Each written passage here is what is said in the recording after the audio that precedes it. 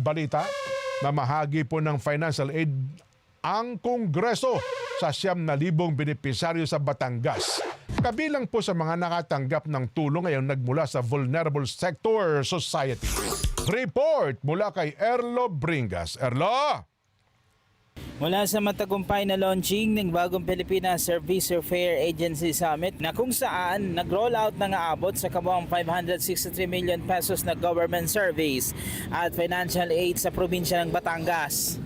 Kabuang 9,000 benepisyaryo naman ang nakinabang sa pinamahaging rice at cash aid mula sa 3 programa na layong matulugan ang nasa vulnerable sector na hindi nakatatanggap ng mga financial assistance o anumang social amelioration program mula sa gobyerno. Nanguna sa ginawang distribution ceremony si House Speaker Martin Romualdez.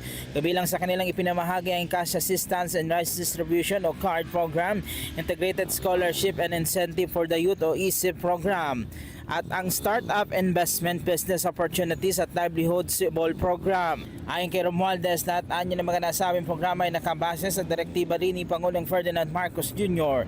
sa pamamagitan ng inisyatibo ng Kongreso para matulungan ang mga nasa sektor ng indigent senior citizen, persons with disabilities, single parents, indigenous people at iba pa.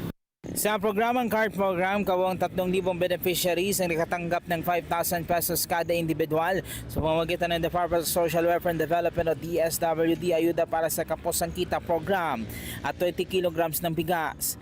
Ang nasabing programa ay layad din mapalakas ang purchasing power ng publiko at magsisilbi din itong strategic measure laban sa hoarding at price manipulation ng rice tax. Sa ISIP program naman, kabuang 3,000 estudyante nakatanggap ng 5,000 pesos sa ilalim ng DSWD AKAP, kasama na din ang 5 kilograms ng bigas.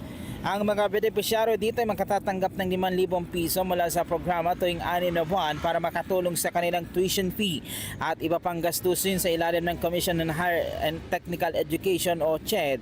Tulong doon ng program TDP na kung saan makatatanggap ng scholarship assistance kada taon na may kabuang 15,000 pesos at iba pang tulong hanggang sila ay makapagtrabaho.